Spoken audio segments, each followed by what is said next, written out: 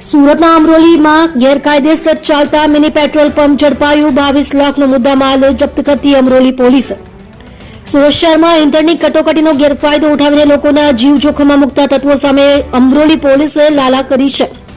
Anjani canal પાસે કોઈપણ પ્રકારની મંજૂરી વગર ચાલતા એક ગેરકાયદેસર મિની પેટ્રોલ પંપ પર પોલીસે દરોડો પાડીને મોટા કૌભાંડનો પર્દાફાશ કર્યો છે। આ સ્થળે સસ્તા ભાવે ઓછી ગુણવત્તાવાળું ડીઝલ ખુલ્લેઆમ વેચવામાં આવતું હોવાનું બહાર આવ્યું છે। ગુપ્ત બાતમીના આધારે પોલીસે પાડી રેડ। અમરોલી પોલીસને ચોક્કસ બાતમી મળી હતી કે અંજની કેનાલ વિસ્તારમાં કેટલાક શખ્સો ગેરકાયદેસર રીતે ડીઝલનો સંગ્રહ કરીને તેનું વેચાણ કરી રહ્યા છે। આ બાતમીના આધારે પોલીસે ઓચિંતો દરોડો પાડતા ત્યાં મિની પેટ્રોલ પંપ જેવી વ્યવસ્થા ઊભી કરવામાં આવી હોવાનું જોઈ પોલીસ પણ ચોંકી ઉઠી હતી।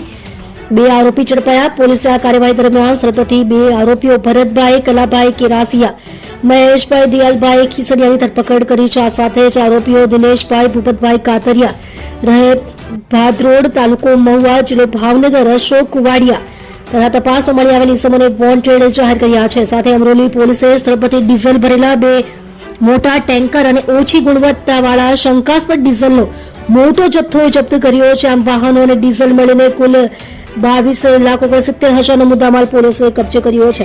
આગળની કાયદેસરની તપાસ હાથ ધરી છે।